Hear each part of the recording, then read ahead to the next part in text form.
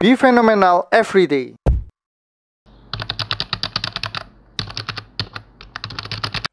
Halo guys, minggu ini banyak yang terkena prank ya dari kenaikan harga BBM.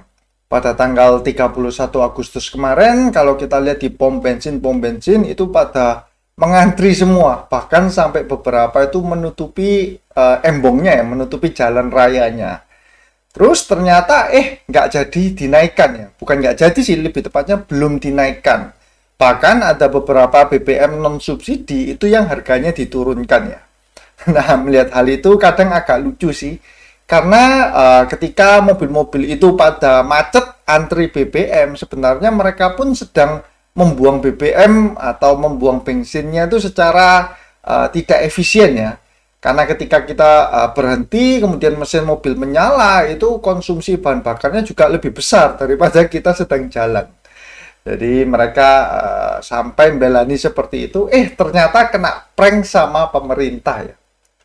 Oke, sekarang saya masuk ke indeks kita, IHSG ditutup di level 7.177 atau naik 0,3%. Nah, seminggu ini indeks kita naik ya, dari pertama 7.050-an, sekarang di 7.170-an ya.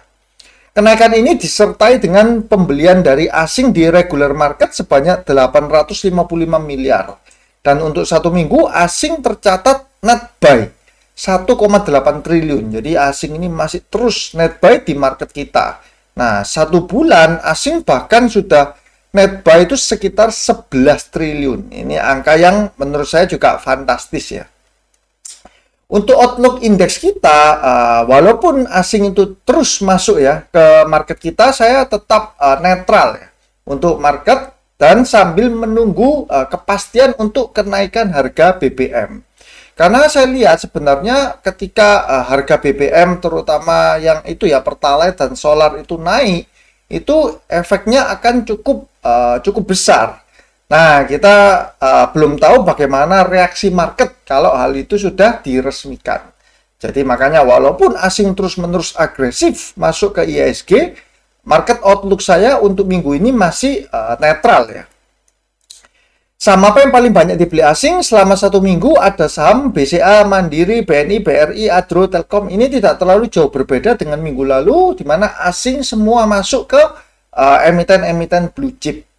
Dan yang paling banyak dijual oleh asing adalah Bumi, Tebik, MTEL, BRMS, SMGR. Nah, ini ada emiten Bakri, tapi tidak terlalu besar ya, cuman 200 miliaran. Jauh kalau dibandingkan dengan yang akumulasi di blue chip. Sekarang saya akan masuk ke sahamnya. Saham pertama yang akan saya bahas adalah saham ITMA ya. Mungkin ITMA ini saham yang sebelumnya itu kurang populer didengar. Nah, ada yang menarik di sini itu saya lihat adalah di pertama itu di PI-nya ya. PI-nya kalau disetahunkan untuk 2022 ini ada di level 0,89 kali. PI PI di bawah 1 itu sudah luar biasa ya.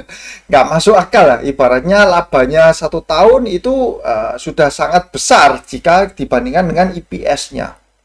Secara book value pun untuk ITMA itu ada di 0,24 kali ya. Jadi ini kalau kita bisa bilang valuasi secara simpelnya itu sangat amat murah. Namun kita juga mesti melihat juga ya di laporan keuangan, mendalami di laporan keuangannya. Nah, ini nama entitasnya adalah Sumber Energi Andalan Tbk dengan kode sahamnya ITMA ya.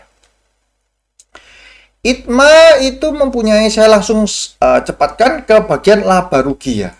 Nah, laba ruginya itu dia kan naik signifikan, tapi laba ruginya itu bukan dari core bisnisnya. Jadi untuk core bisnisnya dia penjualan dan pendapatan usahanya kecil ya. Ini teman-teman bisa melihat ya 101.442, tapi laba ruginya bisa 28.820 ini 551.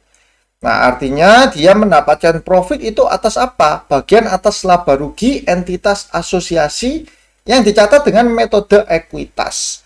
Nah, metode ekuitas ini kalau suatu emiten punya, ibaratnya itu punya perusahaan, kepemilikan perusahaan di atas 20%, maka pencatatan laporan keuangannya itu menggunakan metode ekuitas. Maksudnya apa metode ekuitas? Dimana kalau misalkan nih, dia punya di sahamnya perusahaan B ya. Nah, di perusahaan B ini ternyata mencetak laba yang signifikan. Nah, labanya itu dimasukkan atau dikonsolidasikan di laporan laba ruginya si ITMA. Itu yang dimasukkan dengan metode ekuitas. Berbeda dengan metode yang bukan ekuitas, itu yang di bawah 20% ya kepemilikan. Saya lupa namanya apa ya, metode cash flow atau metode apa gitu ya. Itu untuk pencatatan laba ruginya tidak dikonsolidasikan dengan sini. Jadi cuma dicatat bahwa oh emiten induknya itu membeli atau punya katakanlah misalkan 15% saham dari PTB. Tapi ketika PTB ini mencetak laba itu tidak dimasukkan sebagai laba induknya. Nah, itu kalau untuk yang di bawah 20%. Ini kita lihat ya bahwa sebenarnya labanya besar itu karena laba atas entitas asosiasi, bukan atas bisnis utama dari ITMA sendiri ya. Nah, ini di sini. Kalau kita cek lagi di bagian cash flow, nah ini ya operating cash flow tentu negatif ya. Dia terima dari pelanggan cuma 71 ribuan, terus dia bayar beban operasi segala macam, sehingga totalnya dari arus kas operasional itu adalah negatif 226.380. Jadi kalau bisa dibilang ITMA ini memang secara valuasi PI dan PBV-nya itu sangat amat murah, tapi itu bukan atas kinerja dari perusahaannya, namun dari entitas asosiasinya. Nah, hal yang kedua yang saya melihat dari ITMA itu adalah di warannya ya. Ini di bagian waran. Nah, waran. Kalau teman-teman cek di sini, ITMA ini ada ITMA Straightway. Artinya dia punya saham waran yang exercise-nya ada di angka 800 ya. Exercise-nya. Dan ini sudah ada di listingnya itu di tahun 2019 kemarin ya. Akan jatuh tempo di tahun 2022 ini. Nah, biasanya waran yang mau jatuh tempo itu memang akan bergejolak. Supaya apa? Supaya menarik minat orang-orang untuk menebus warannya. Jadi kalau kita jumlah dengan harga tebus 800, kalau kita beli di market ITMA W-nya 234, artinya kalau kita tebus warannya itu menjadi induknya di harga 800 plus 234 atau 1034. Jadi masih rugi. Lebih cuan untuk beli langsung induknya ya. Kalau kita memang berniat untuk menebus waran dari ITMA. Nah, ini memang kan sudah mendekati jatuh tempo kan ya. Sudah mendekati jatuh tempo, jadi tidak heran kalau saham ini nanti juga akan bergejolak ya. Tapi teman-teman harus sekali lagi perhatikan di sini bahwa ITMA ini tidak ada likuiditasnya. Nih, satu level cuman 65 lot, 58 lot, 49 lot ya. Jadi kecil sekali likuiditasnya. Kalau teman-teman masuk dalam jumlah yang lumayan besar, bisa-bisa teman-teman mau exit itu harus hajar kiri itu beberapa level ya. Jadi hati-hati sekali kalau misalkan teman-teman tergiur nih dengan saham ITMA, tapi teman-teman lupa bahwa masuknya itu tidak boleh terlalu besar karena jelas likuiditasnya tidak ada untuk saham ini. Berikutnya ada saham. Nah, kalau Bumi, Kars, sama KRIA ini trio saham scalping ya. Jadi ini nggak terlalu saya bahas karena ini benar-benar tidak ada yang untuk hold-holdan ya. Benar-benar untuk scalping saja. Kalau yang hold Bumi, wah ini tentu cuannya luar biasa. Dan dia tentu orangnya pemberani sekali ya. Kalau pegang saham Bumi terus di-hold terus ya. Hingga mencapai ini. Harganya kan sempat bahkan 190 di hari Jumat kemarin. Volume transaksinya juga edan ya. 1,8 triliun. Terus next yang akan saya bahas adalah TINS. Nah, TINS ini saya kan di video minggu lalu bilang bahwa saya menunggu rilis laporan keuangan dari TINS dan juga dari BBTN. Ternyata TINS itu sudah dirilis ya. Nah, ini TINS kuartal 2 sudah merilis laporan keuangan. Nah, ini TIMA. Dan ketika dirilis, kalau saya cek, yang pertama misalkan dari equity-nya ada peningkatannya dari 63 menjadi 7. Terus untuk secara pendapatan, penjualan dan pendapatan usaha juga ada peningkatan dibandingkan tahun lalu ya, 2021. Ini 5870 menjadi 7478 ya. Laba ruginya naik hampir 4 kali lipat dari 270 ini menjadi 1082. Nah, kalau dengan rilisnya laporan keuangan ini, tentu akan sebenarnya dampaknya juga akan positif kan ke teens. Nah, ini mungkin saya bisa lihat kan di fundamentalnya. Nah, ini teman-teman bisa melihat ya, jauh sekali secara performance tahun 2022 dibandingkan 2021 yang 4 kali lipat ya.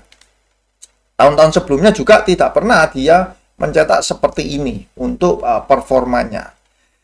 Nah, saya masih belum melepas ya saham ini, tapi saya pasti akan lepas sebelum Q3 ini keluar, sebelum Q3 rilis. Kenapa seperti itu? Karena kalau kita cermati harga timah dunia ya, di tin ini, tin price, teman-teman bisa lihat di websitenya tradingeconomics.com ini ya. Harga timah untuk Q1, Q2 kan berarti bulan apa?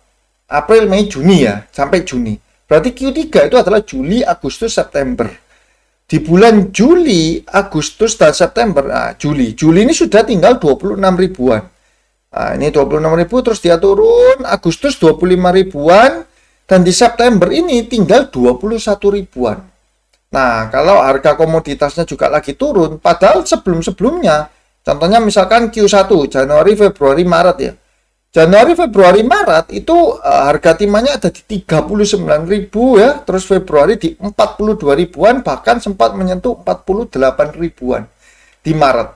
Nah, maka saya bisa ambil kesimpulan bahwa Q3 nanti tin itu performa quarter on quarternya itu pasti akan drop ya, drop cukup tajam. Nah, gampangannya kita lihat dari harga timahnya sendiri ketika drop seperti ini. Itu yang membuat saya mengapa kok memang saya masih pegang dan saya coba akan melihat ya apakah dia akan mengalami rally karena rilisnya laporan keuangan. Tapi yang pasti sebelum Q3 itu akan keluar laporan keuangan dari TINS itu saya pasti sudah akan melepas terlebih dahulu karena hampir bisa dipastikan akan drop ya performa dari TINS.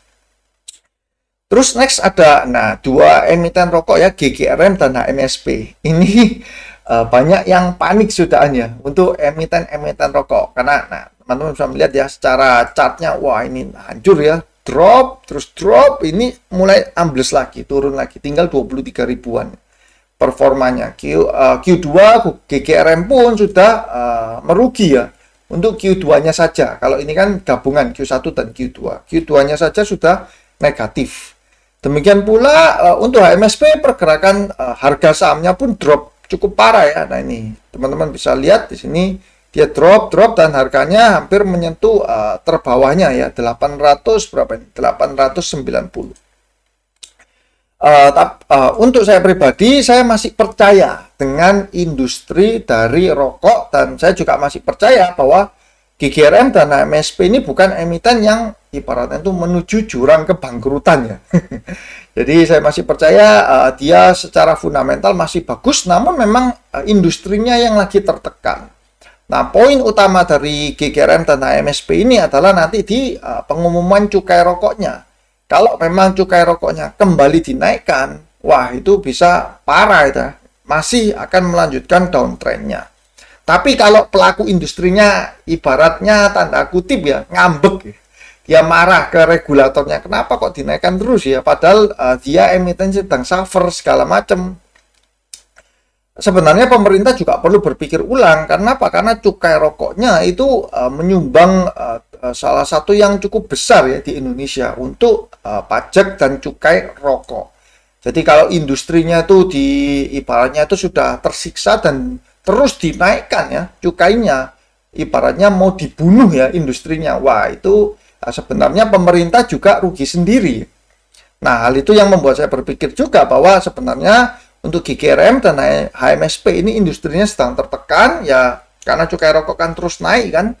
Dan saya rasa kok pemerintah juga tidak mau industrinya itu sampai mati ya. Jadi kemungkinan kita nggak tahu kapan dia bisa bangkit secara industrinya.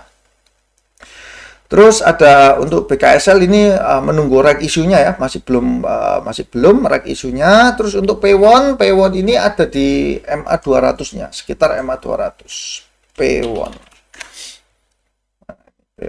Nah, ini ya P1 itu dia sempat kapan hari naik rally menyentuh 500-an, terus saya bilang, wah ini bahaya kalau sampai tertembus di MA 200-nya. Di hari Jumat kemarin, hari Jumat ini dia sempat menyentuh di angka EMA 200-nya dan naik. Namun untuk saham Pewon ini sudah ibaratnya dia kalau memang mau teman-teman yang mau masuk itu lebih baik bersabar terlebih dahulu, jangan hakai. Kalau di posisi yang seperti ini lebih baik teman-teman lihat lagi pergerakan dari Pewon. Kalau memang dia menjebol dan mungkin teman-teman bisa memanfaatkan tuh buy on supportnya. Misalkan di level supportnya 450-an untuk saham Pewon. Saya malah lebih interest dengan BBTN. Nah, BBTN ini secara broker summary itu jelek. Secara broker summary. Nah, teman-teman bisa cek dari tanggal misalkan yang 29 Agustus sampai 2 September atau seminggu. Itu ada aksi distribusi besar-besaran dari ZP. ZP Mapping Kim Eng ya, 14,7 miliar dan Valburi CP 12,9 M. Yang beli BKYP, tapi nilainya cukup jauh di antara yang sell. Bahkan di minggu sebelumnya pun di tanggal berapa ini 22 Agustus sampai 26 itu masih ada big distribusi dari broker summary kaset ZP. Bahkan yang beli itu malah retail ya, YP dan juga PD. Nah, secara broker summary memang kurang begitu bagus ya untuk si BBTN. Dia secara harganya masih di bawah MA 200-nya. Asing yang keluar terus di saham BBTN ya. Ini teman-teman bisa melihat yang garis biru ini adalah foreign flow, asing keluar terus. Tapi saya masih percaya dengan laporan keuangan dari Q2 BBTN yang kemungkinan besar juga saya percaya akan mengalami performa yang bagus ya, dan dia belum dirilis. Nah, semoga saja itu benar ya, sehingga bisa mengerek harga saham dari BBTN. Semoga saja nanti ketika diumumkan ya kenaikan harga bahan bakar yang subsidi itu market kita tidak terlalu bergejolak negatif ya. Market kita bisa merespon dengan baik sehingga indeks kita tetap terjaga ya, dan teman-teman bisa cuan semua. Oke guys, cukup sekian untuk video kali ini. Saya mengucapkan terima kasih ya untuk teman-teman semua yang setia menonton video-video saya, dan saya doakan semoga teman-teman sehat selalu, semakin sukses dan cuan selalu. See you guys.